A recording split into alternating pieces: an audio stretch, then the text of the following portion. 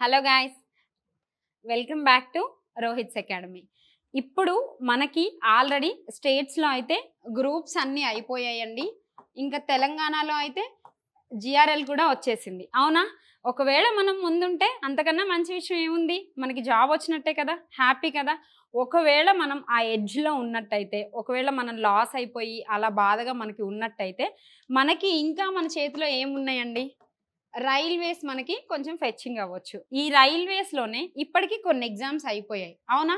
ఏమేమి అయిపోయాయండి? ఏఎల్‌పీలో first phase అయిపోయింది. జేఈలో కూడా మనకి ఫస్ట్ ఫేజ్ అయిపోయింది. టెక్నీషియన్ కూడా మనకి గ్రేడ్ 1 అయిపోయింది. గ్రేడ్ 3 అయిపోయింది. రిజల్ట్స్ కూడా వచ్చేసాయి. ఇంకా మనకి ఏమున్నాయండి ఈ రైల్వేస్‌లోనే? ఎన్‌టీపీసీ ఒకటి ఉండింది. అలాగే గ్రూప్ డి కూడా మనకి ఇంకా మనం రాయాల్సిన ఎగ్జామ్స్‌లో ఈ 2 ఎగ్జామ్స్ మనకి అవైలబుల్‌గా ఉన్నాయి. మనం అప్లై చేసేసాము. ఆల్రెడీ గ్రూప్స్‌కి ప్రిపేర్ అవుతున్నప్పుడే వీటికి కూడా అప్లై చేసాము. మనకి ఎలా ప్రిపేర్ అవ్వాలి అనే ఒక విషయం తెలీదు అని అనుకుందాం. ఒకవేళ తెలియకపోతే మనం ఏం చేయాలి? ఇప్పుడున్న కాంపిటీషన్‌ని ముందుకి దాటుకొని వెళ్ళడానికి. ఆర్ ఎల్స్ మనకి జాబ్ రావాలి. ఉన్న కాంపిటీషన్ మొత్తంలో మనం ముందుగా ఉండాలి అనంటే, ఎప్పుడైనా సరే జాబ్ రావాలి అనంటే ఫస్ట్ అప్లికేషన్ చేయాలి. అవునా? ఆల్రెడీ చేసేసాం మేడం, అది అయిపోయింది అని అంటారా? మరి అప్లికేషన్ చేసాము. సిలబస్ కాపీ ఉంటది కదండీ! వాళ్ళు నోటిఫికేషన్‌లో మనకొక సిలబస్ ఇస్తారు కదా! ఆ సిలబస్ మనది అయిపోయిందా లేదా చూసుకోవాలి. గ్రూప్స్ ఆల్రెడీ రాసిన వాళ్ళకి ఇంకా బెనిఫిట్ ఏంటి అంటే, ఆల్రెడీ జనరల్ టాపిక్స్ అన్నీ అయిపోయి ఉంటాయి కదా! హిస్టరీ, పాలిటీ, జాగ్రఫీ ఇవన్నీ. ఎప్పుడు ఇంకా జనరల్ జీకే కూడా అయిపోయి ఉండాలి. ఇదంతా స్టేట్ వాళ్ళకి మనకి ఫెచ్చింగ్ అవుతది. ఎందుకు? మనము గ్రూప్స్ రాసున్నాము. మనకి జీఎస్ సిలబస్, అసలు జీఎస్ చాలా పెద్దగా ఉంటుంది. కానీ మార్క్స్ మనకి తక్కువగా వస్తాయి. మరి మ్యాథ్స్ కూడా ఉంటుంది కదండీ! అవునా? ఆ తర్వాత జనరల్ సైన్స్ కూడా ఉంటుంది. రైల్వేస్‌లో మనకి జనరల్ సైన్స్ నుంచి కూడా ఎక్కువగా అడిగే ఛాన్సెస్ ఉంటుంది. ఈ జనరల్ సైన్స్‌లోనే ఫిజిక్స్, కెమిస్ట్రీ, బయాలజీ ఇవన్నీ కొంచెం డీటెయిల్డ్‌గా మనం చదువుకోవాలి. మరి మ్యాథమెటిక్స్ నుంచి అర్థమెటిక్ ఉంటుంది, ప్యూర్ మ్యాథ్స్ ఉంటుంది. ఇవన్నీ ఇంత పెద్ద సిలబస్‌ని మనము ఈజీగా ఎలా చదవాలి? ఎలా చదివితే మనకి జాబ్ వచ్చే ఛాన్స్ ఉంటది?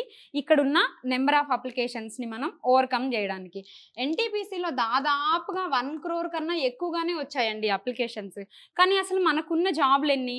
థౌసండ్స్‌లో ఉన్నాయి. అట్‌లీస్ట్ లాక్స్‌లో కూడా లేవు. 1000 పోస్ట్‌కి ఒకవేళ ఆన్ యావరేజ్ ఒక 1000 పోస్ట్‌లకి 1,00,000 మంది ఉన్నారంటే మన పరిస్థితి ఏంటి? అవునా? మరి ఆ 1,00,00,000 మెంబర్‌ని మనం దాటేసి లాక్స్‌లోకి రావాలి. లాక్స్ నుంచి మనం థౌసండ్స్‌లోకి రావాలి.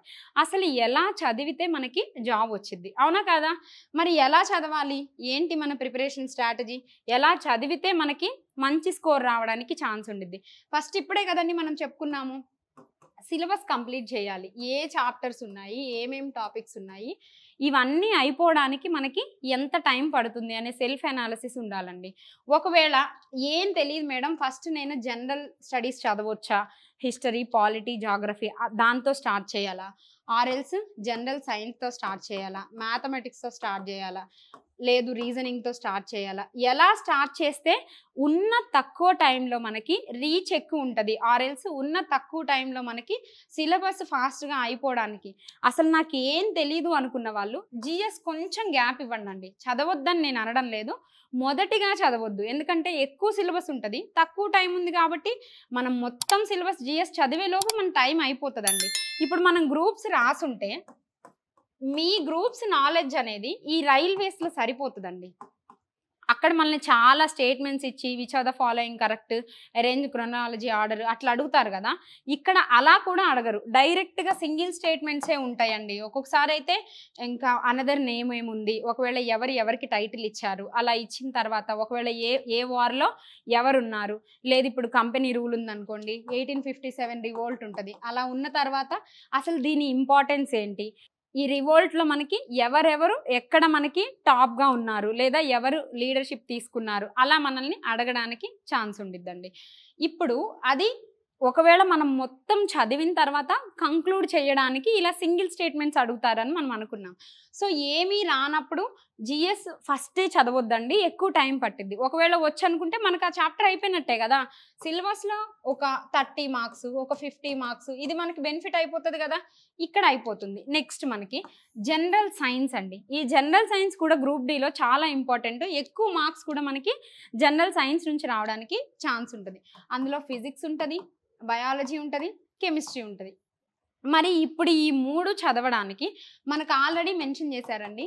10th లోపు మనం లేదా 10th క్లాస్ లోపు ఏవైతే బుక్స్ ఉన్నాయో అక్కడ నుంచి జనరల్ సైన్స్ నుంచి మనకి ఇస్తారు అని చెప్పారు.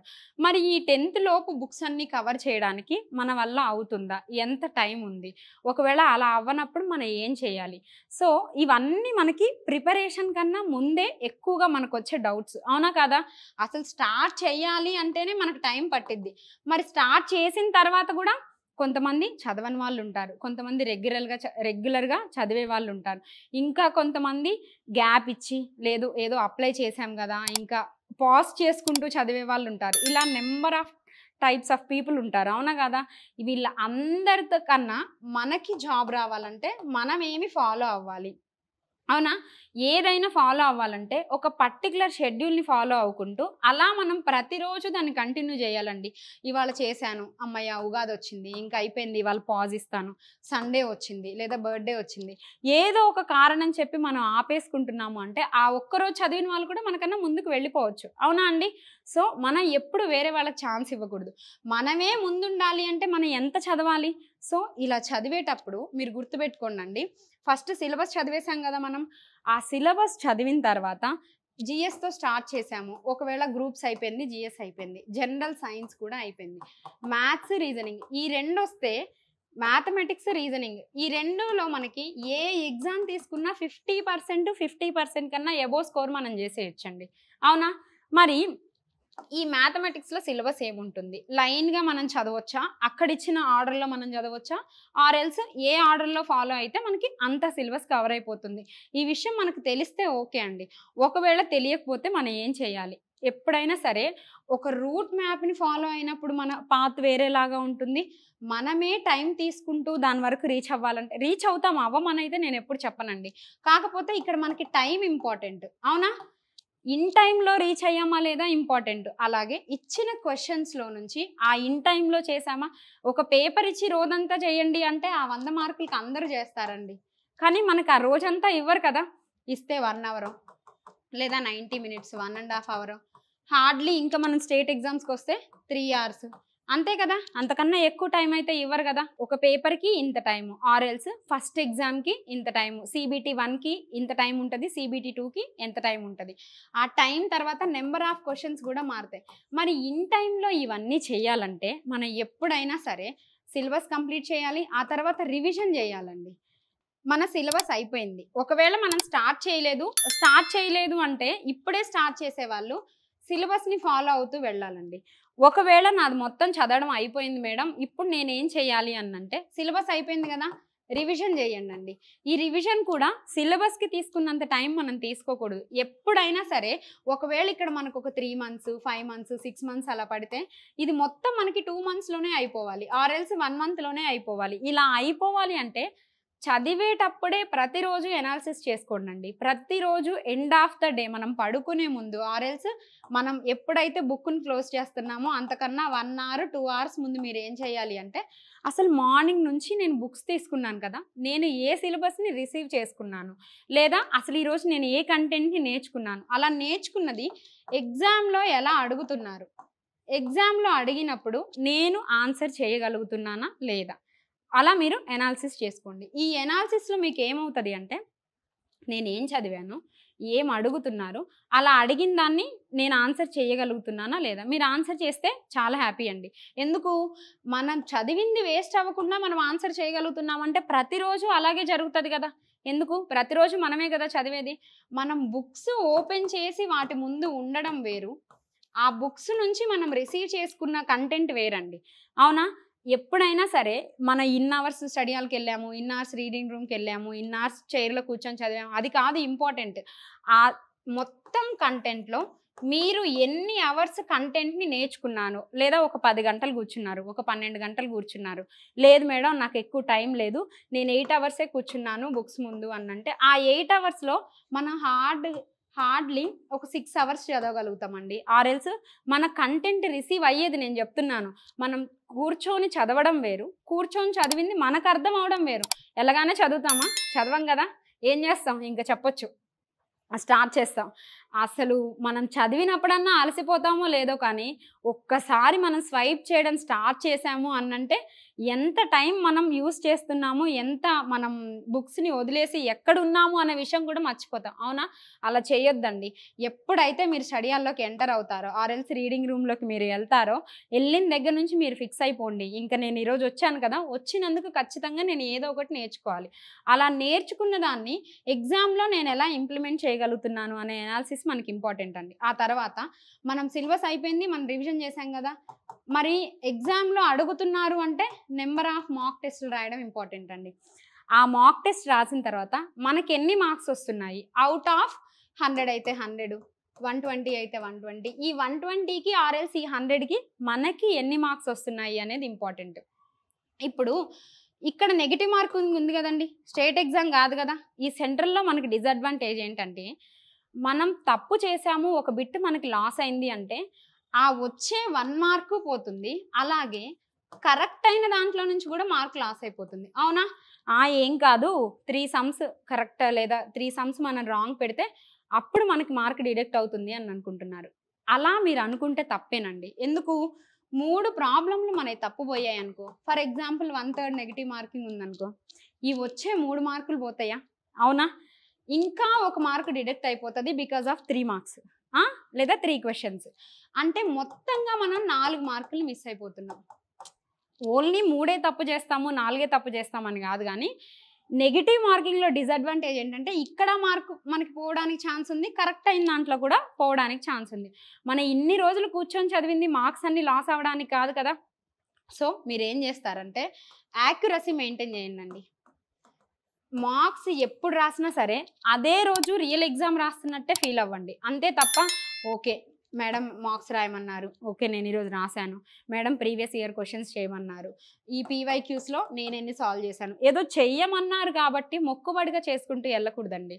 ఖచ్చితంగా ఎవరి కోసం మీరు ప్రిపేర్ అవుతున్నారో ఆ విషయం మీకు దెలియాలి. మీ మదర్ కోసమా? మీ ఫాదర్ కోసమా? లేదా ఈగోయిస్టిక్‌గా ఫీల్ అవుతున్నారా? అలా ప్రిపేర్ అవుతున్నారా? లేదు నా కోసమే, నేను మాత్రం సెటిల్ అయితే నాకే హ్యాపీగుంటుంది. నా లైఫే బావుంటుంది. అది మీరెప్పుడైతే రియలైజ్ అవుతారో ఖచ్చితంగా మీరు సీరియస్‌గానే చదువుతారండి. అంతే తప్ప ఇవన్నీ చెప్పిన వాటికి అటెండెన్స్ యేసుకుంటూ వెళ్లరు. అవునా? ఎప్పుడైనా సరే మనము మన కోసమే చదువుతున్నామనే ఒకే ఒక విషయం మనకు తెలిస్తే ఖచ్చితంగా మనం అచీవ్ అయిపోతామండి. ఎందుకు? వేరే వాళ్ళ కోసం చదివితే మనకి చాలా రకాల కారణాలొస్తాయి ఆ టాపిక్‌ని స్కిప్ చేయడానికి. కానీ మన కోసమే మనం చదివితే ఏమవుతది? ఖచ్చితంగా ఇప్పుడు ఎన్‌టిపిసి ఉందనుకోండండి. 1,00,000 సాలరీ వచ్చే పోస్ట్ గూడా ఉండిద్ది. అవునా? మరొక్కసారి మీరు ఆలోచించుకోండి. ఒక్క నెల మన అకౌంట్‌లో 1,00,000 క్రెడిట్ అయితే మన లైఫ్ ఎలా ఉండిద్ది? ఇప్పటి వరకు మనం ఎవరో ఒకరి దగ్గర అమౌంట్ తీసుకొని మన టైమ్‌ని స్పెండ్ చేస్తూ ఉన్నాము. అట్లాంటిది ఒక 1,00,000, ఒక 50,000, ఒక 30,000, ఒక 20,000 ఏదో కొంత. అవునా? అలా మన అకౌంట్‌లోకి క్రెడిట్ అవుతున్నాయి అనే హ్యాపీనెస్ ఎంత బావుంటది. అవునా? అలా అవ్వడానికి మరి మనం ఏం చేయాలి? ఎక్కువగా చదవాలండి. సిలబస్ అయిపోయిందా లేదా చూసుకోవాలి. అలా చదివిన తర్వాత రివిజన్ చేయాలి. రివిజన్ చేసిన తర్వాత ప్రీవియస్ ఇయర్ క్వెషన్స్ చేయాలి. ఆ క్వెషన్స్, రివిజన్ 2 ఒకటే. ఈ మార్క్స్ చేసేటప్పుడైనా అంటే మీరు ప్రిపరేషన్‌కి రాసే ఎగ్జామ్స్ అప్పుడైనా సరే, ప్రీవియస్ ఇయర్ క్వెషన్స్ గానీ, ఆ పేపర్స్ గానీ ప్రాక్టీస్ చేసేటప్పుడు మీకేమవుతది అంటే, అడిగిన కంటెంట్‌ని అంతకుముందు మనల్ని ఎలా అడిగారు? ఆ టాపిక్‌లో నుంచే కొన్ని రిపీటెడ్ బిట్స్ మనకొస్తూ ఉంటాయి. లేదు జస్ట్ క్వెషన్‌ని ఇలా మోడిఫై చేసి అక్కడ కంటెంట్‌నే మనల్ని మార్చి అడుగుతారు. అవునా కాదా? అలా అడిగినప్పుడు అప్పటికి, ఇప్పటికి డిఫరెన్స్ ఏంటి? 18లో ఎలా అడిగారు? అట్లాగే 2022లో ఎలా అడిగారు? ఇప్పుడు ఎలా అడగొచ్చు? ఇదే టాపిక్ నుంచి. అలా మనం ఒక క్వెషన్‌ని తీసుకొని, ఒక టాపిక్‌ని తీసుకున్నప్పుడు సెల్ఫ్ అనాలిసిస్ చేసుకోగలగాలి. టఫ్‌నెస్ పెరుగుతుందా? పెరగడం లేదా? అలా పెరిగినప్పుడు నేను ఇంకెంత సీరియస్‌గా ప్రిపేర్ అవ్వాలి? అన్ని కోట్ల మందిని మనం దాటుకొని వేల వరకు మనం రావాలంటే ఎంత సీరియస్‌గా ప్రిపేర్ అవ్వాలండి? అవునా? ఇప్పుడు ప్రతిరోజు ఆల్రెడీ నోటిఫికేషన్ రాకన్నా ముందు నుంచే ప్రిపేర్ అయ్యే వాళ్ళు ఉండుంటారు మీ దాంట్లో, అవునా?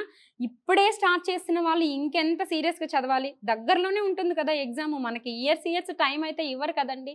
అలా మనము ఎగ్జామ్ దగ్గరకు వస్తున్నప్పుడు ఏం చేయాలి?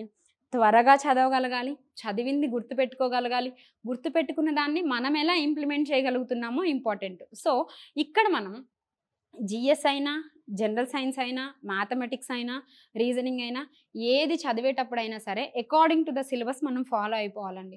ఒకవేళ మ్యాథమెటిక్సే తీసుకోండి, నేనే ఇక్కడ ఉన్నానండి, నేనే టీచ్ చేస్తున్నాను మ్యాథమెటిక్స్. ఈ మ్యాథమెటిక్స్ మీకు ఒక ఆర్డర్లో చెప్పండి మేడం, మాకు ఇదంతా అవ్వడం లేదు, వాళ్ళు ఇచ్చిన ఆర్డర్ ఫాలో అయిపోతే మాకు క్లమ్జీ అయిపోతుంది, కన్ఫ్యూజ్ అయిపోతున్నాము అలా మీకు అనిపిస్తే ఇదే రోహిత్స్ అకాడమీ యాప్లో మీకు మ్యాథమెటిక్స్ నుంచి మీకు ఓన్లీ సింగిల్గా మీకు మ్యాథమెటిక్స్ కూడా కనిపించిద్దండి. ఎప్పుడు ఆ యాప్ని మీరు డౌన్లోడ్ చేసుకున్నప్పుడు ఇక్కడ మీరు అదే యాప్లో కొంచెం ముందుకెళ్ళిపోతే ఓన్లీ మ్యాథమెటిక్స్ కూడా మనకు ఉంటుందండి. ఇక్కడ చూడండి, arithmetic for all competitive exams by Mamata madam అని. సో ఇది మనకి చాలా తక్కువ ప్రైస్లో ఉందండి. ఓన్లీ 499 రూపీస్కే ఉంది, అంటే 500. మనం ఎన్ని ఖర్చులు చేస్తూ ఉంటాము, అవునా కదా? సో ఇంత తక్కువ ప్రైస్లో మనం లాంచ్ చేస్తున్నాము. ఆర్ఎల్స్ ఆల్రెడీ స్టార్ట్ అయిపోయి పర్చేస్ చేసుకున్న వాళ్ళు కూడా ఉన్నారండి. ఇప్పుడు దీన్ని మనకి లోపల ప్రతి టాపిక్ నుంచి నెంబర్ ఆఫ్ అవర్స్ మనకి ఇంక్రీజ్ అవుతూ లేదా నెంబర్ ఆఫ్ అవర్స్ మనం చెప్పుకుంటూ వస్తాం. మీకు ఏ చిన్న డౌట్ ఉన్నా సరే స్క్రీన్ మీద కనపడే నెంబర్కి కాల్ చేయండి. ఏదైనా మీకు కంటెంట్ అనేది మీకు ఏదైనా రిసీవ్ అవ్వకపోయినా, ఆర్ఎల్స్ మీకు ఒకవేళ టైం పట్టినా, ఇన్ టైంలోనే మనం ఆల్రెడీ స్టార్ట్ చేసాము, ఇప్పుడే తీసుకుంటే మీకు బెనిఫిట్ ఏంటి అనంటే మనం ఎలా అయితే ఫాలో అవుతున్నామో అలా మనకు అయిపోవడానికి ఛాన్స్ ఉండిద్దండి. ఒకవేళ ఇదంతా అయిపోయిన తర్వాత చదువుదాము, అప్పుడు ఒకవేళ ఈలోపు ఎగ్జామ్ వచ్చేసింది అనుకోండి, అప్పుడు మనకు లేట్ అయిపోతుంది కదా. సో చాలా మనం ఆల్రెడీ గ్యాదర్ చేసి ఎక్కువగా కంటెంట్ మనం ఇవ్వడానికి చాలా అవర్స్ చెప్తున్నామండి. మీరు తీసుకోండి. మ్యాథమెటిక్స్ నుంచి మనకి మ్యాక్సిమం అవర్స్ ఇందులో మనకి ఉన్నాయి ఈ కోర్స్లోనే. ఒకవేళ ఇలా కాదు మేడం, మాకు మొత్తం రైల్వేస్ కోర్స్ కావాలి, మాకు గ్రూప్ డి అయినా ఎన్టీపీసీ అయినా అలా మేము ఏది రాసినా మాకు బెనిఫిట్ ఉంటే ఇదే యాప్లో మనకి ఫుల్ కోర్స్ కూడా అవైలబుల్గా ఉందండి. సో ఇలా మనకి ప్రతి టాపిక్ నుంచి మనకి సబ్ టాపిక్స్ అన్నీ ఉంటాయి అకార్డింగ్ టు ద సిలబస్. కానీ ఆ సిలబస్ని బేస్ చేసుకొని మనము ఏ ఆర్డర్లో ఫాలో అవుతున్నాము, మన స్టూడెంట్కి ఎప్పుడైనా సరే ఆ ఆర్డర్ ఫాలో అవుతూ ఏ ఎగ్జామ్కి వెళ్ళినా సరే అతను ఎప్పుడైనా ఆ ప్రాపర్ ఆర్డర్లో ఫాలో అయినప్పుడు ఎగ్జామ్లో అతను అచీవ్ అవ్వడానికి మా వంతుగా మేము ఎంత చెప్తున్నాము, ఎన్ని నెంబర్ ఆఫ్ అవర్స్ ఇస్తున్నాము, ఎంత కంటెంట్ ఇస్తున్నాము అనేది ఫుల్ డీటెయిల్స్ అన్నీ ఈ కోర్సులో ఉంటాయండి. సో ఈ రోహిత్స్ అకాడమీ యాప్లో మీరు చూడొచ్చు, ఎలా ప్రిపేర్ అవ్వాలి అనేది మీరు చూడండి. ఒకవేళ మీకు ఏమైనా అర్థం అవ్వకపోతే ఆల్రెడీ మనం మాత్రమే కాదు కదండి, ఇప్పుడే ఫ్రెష్గా స్టార్ట్ చేసిన వాళ్ళు ఉంటారు, అవునా? ఆల్రెడీ ఇప్పటి వరకు రాస్తూ వచ్చిన వాళ్ళు కూడా ఉండుంటారు. మరి వాళ్ళందరినీ మనం బీట్ చేయాలి అంటే ఎంత ఎక్కువగా చదవాలండి, అవునా? సో ఎంత ఎఫిషియెంట్గా చదువుతున్నామో ఇంపార్టెంట్, ఎంత టైం చదువుతున్నామో ఇంపార్టెంట్, ఎంత మనకి రిసీవ్ అవుతుంది, ఆ రిసీవ్ అయిన దాంట్లో మనకెంత గుర్తుంటుంది అనేది కూడా ఇంపార్టెంటేనండి. సో బాగా చదవండి. ఇప్పటికీ కూడా మీరు బాగానే చదువుతున్నారని మనం అనుకుంటున్నాము. సో బాగా చదవండి, చదివిన దాన్ని గుర్తుపెట్టుకోండి, గుర్తుపెట్టుకున్న దాన్ని ఎగ్జామ్లో ఎలా ఇంప్లిమెంట్ చేయాలి అనేది ఇంపార్టెంట్ అండి. ఓకే కదా? రివైజ్ చేయండి, పీవైక్యూస్ చూడండి, మాక్ టెస్ట్లు రాయండి, సెల్ఫ్ అనాలిసిస్ చేసుకోండి. ఇలా చేసుకున్న తర్వాత ఏమైనా మిస్టేక్స్ ఉంటే మిస్టేక్స్ నుంచి నేర్చుకోండి. ఖచ్చితంగా ఎగ్జామ్ రాస్తున్నప్పుడు మిస్టేక్స్ అవుతాయి, అలా అవ్వాలి కూడా. అయినప్పుడే మనం కంటెంట్ని ఎక్కడ మిస్ చేస్తున్నాము అప్పుడు మీరు ఏం చేస్తారండి, ఒకసారి చదువుతారు, చదివిన తర్వాత మనకు ఆ టాపిక్ నుంచి ఏదో ఒక క్వశ్చన్ మనం రాంగ్ చేసాము, మళ్ళీ వెళ్తామా ఆ బుక్స్ దగ్గరికి, ఆ కంటెంట్ దగ్గరికి. అలా వెళ్ళినప్పుడు ఏమవుతుంది, తెలియకుండానే మీ రివిజన్ కాకుండా ఇంకోసారి ఎక్స్ట్రా రివిజన్ అవుతుంది, అవునా? ఆ రివిజన్ కూడా ఇంపార్టెంటే. ఇది ఖచ్చితంగా గుర్తుండిద్దండి. మనం కరెక్ట్ చేసిన 10 క్వశ్చన్లు గుర్తుంటాయో లేదో నాకు తెలియదు, కానీ మిస్టేక్ చేసాము అంటే అసలు ఎందుకు మిస్టేక్ అయింది అనే విషయం వల్ల మనం ఇంకెక్కువ నేర్చుకుంటాం. సో అలా అని అన్ని క్వశ్చన్స్ మిస్టేక్ చేయకూడదు. మేడం చెప్పారు కదా, లెర్న్ ఫ్రమ్ ద మిస్టేక్స్ అని చెప్పారు కదా అని చెప్పేసి క్వశ్చన్ పేపర్లో 100 మార్కులు ఉంటే అన్ని రాంగ్ ఆన్సర్లు పెట్టి అన్నీ గుర్తుంటాయి, అలా చేయకూడదండి. ఏదో 1, 2 అట్లా మిస్టేక్ అయినప్పుడు మనము చదివిన క్వశ్చన్లో నుంచి ఎందుకు మిస్టేక్ అవుతుంది అని నేర్చుకుంటాం. కానీ ఇక్కడ మిస్టేక్ చేసిన తర్వాత నేర్చుకుంటాం కదా, ఇది ఎప్పుడండి, ఈ మిస్టేక్స్ చేసి వాటి నుంచి నేర్చుకోవాల్సింది ఎప్పుడు, మనం మార్క్స్ రాసేటప్పుడు. అట్లా మార్క్స్లోనే అవ్వాలి తప్ప రియల్గా ఒక ఎగ్జామ్ రాస్తాం, ఎన్టీపీసీకి వెళ్తాం, మనకి అప్కమింగ్లో లేదా గ్రూప్ డికి వెళ్తాం, అక్కడ చేయకూడదండి. సో ఇక్కడ ఇంత నేర్చుకున్నాం కాబట్టి ఒరిజినల్ ఎగ్జామ్లో మిస్టేక్ చేయొద్దు. అప్పుడు ఏమవుతుంది, మనకొచ్చే మార్క్స్ ఉంటాయి, మనం తక్కువ మిస్టేక్స్ చేస్తాం కదా, లేదా యాక్యురసీ 100కి 100% మెయింటైన్ చేస్తే ఇంకా సూపర్ హ్యాపీ అండి. దీనివల్ల నార్మలైజేషన్లో మనకి మార్క్స్ ఇంక్రీజ్ అయ్యే ఛాన్స్ ఎక్కువ ఉంటుంది. మనం ఎంత తక్కువ మిస్టేక్స్ చేస్తే ఆల్రెల్స్ మనం చెయ్యకుండా ఉంటే అప్పుడు మనకి ఎక్కువ మార్క్స్ వచ్చే ఛాన్స్ ఉండిద్ది. ఇది మనకి అల్టిమేట్గా మన ఫైనల్ రీచ్ ఏంటండి, జాబ్ రావడమే కదా. అలా రావాలంటే మనం ఏం చేయాలి, ఇలా ఫాలో అవుతూ వస్తూ ఉండాలి. ఇప్పటి వరకు మీరు బాగా చదువుతున్నారని నేను అనుకుంటున్నానండి. ఒకవేళ చదవకపోతే కనీసం ఇప్పుడైనా ఎక్కువగా చదవండి. ఇంకా మనకు ఆల్రెడీ అప్లికేషన్స్ అయిపోయాయి, ఎప్పుడో అయిపోయింది, last month, before last month, అవునా. సో ఎగ్జామ్ డేట్ కూడా మనకి చాలా దగ్గరగా వచ్చేది. అఫీషియల్గా అయితే మనకేం చెప్పలేదండి, అలా మనకి తక్కువ టైం ఉంది కాబట్టి ఎక్కువగా చదవడానికి ట్రై చేయండి. మనము స్టేట్ జాబ్స్ పడ్డప్పుడు ఎలా చదువుతామండి, చాలా ఓవర్ నైట్ అంతా కూర్చొని, అవునా కాదా. ఇది కూడా అంతే, అవునా. ప్రతిసారి వస్తుందని మనకు తెలియదు కదా, ఆల్రెడీ వచ్చేసింది కదా నోటిఫికేషన్. స్టార్ట్ చేయకన్నా ముందే మనం ఆలోచించాలి, అసలు చెయ్యాలా వద్దా, ప్రిపరేషన్ చేస్తే ఎలా, ఎందుకు చేస్తున్నాము, మరి స్టార్ట్ చేసేసాం కదా, అయితే అయింది, ఇంకా నిండా మునిగాం కదా, అవునా. ఇందులోనే మనం ఇంకా ఏం నేర్చుకోవాలి. ఇప్పుడు స్టార్ట్ చేయలేదంటే మనం ఏం చేయలేమండి. స్టార్ట్ చేసేసాం కదా, ఇప్పుడు మనం ఈ వీడియో చూస్తున్నాము అంటే ఎంతో కొంత మనకి బెనిఫిట్ అవుతుందనే కదా, అంటే మనం ప్రిపరేషన్లోనే ఉన్నట్టు కదా. ఇలా ప్రిపేర్ అవుతున్నప్పుడు మనం ఏం చేయాలి, 100కి 100% మన ఎఫర్ట్స్ ఇవ్వాలండి. మనం 100% సిలబస్ ఎప్పుడు చదవలేమండి. ఇచ్చిందంతా అందులో జిఎస్ కంప్లీట్ చేయలేము, మ్యాథ్స్ కంప్లీట్ చేయలేము, రీజనింగ్, జనరల్ సైన్స్ 100కి 100% మనం చదవలేము. కానీ చదివింది 100% గుర్తుపెట్టుకోవాలండి. ఇది గుర్తుపెట్టుకోండి ఖచ్చితంగా. తర్వాత మాట్లాడుకుందాం, అలా ఏం లేదు, ఇప్పుడే మాట్లాడేసుకుందాం, ఓకేనా. ఇప్పుడు 100% చదవలేం కదా, చదివింది అంటే ఇప్పుడు ఫర్ ఎగ్జాంపుల్ మీరు హిస్టరీ చదివారండి, గుప్తా వాళ్ళ పీరియడ్ అలా చదివారు అనుకోండి ఫర్ ఎగ్జాంపుల్, లేదా మొఘల్స్ చదివారు. అలా మీరు చదివినప్పుడు మీకు ఎలాంటి క్వశ్చన్ వచ్చినా సరే మొఘల్ ఎంపైర్ నుంచి మీరు చేసేయాలి, ఓకే కదా. లేదు నేను గుప్తుల గురించి చదివాను, అలా చేసేయాలి.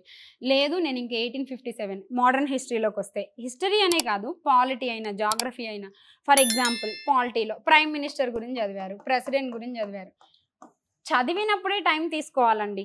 అలా ఎలాంటి క్వశ్చన్ అడిగినా ఇక్కడ మనం ఏమనుకున్నాము, స్టేట్లో వచ్చేంత టఫ్గా అయితే మనకి రావండి, అవునా.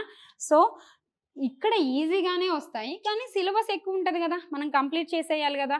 సో ఏది చదివినా నేనేం చెప్తున్నానండి, 100% మనం చదవలేము, కానీ చదివింది 100% చదవచ్చు కదా.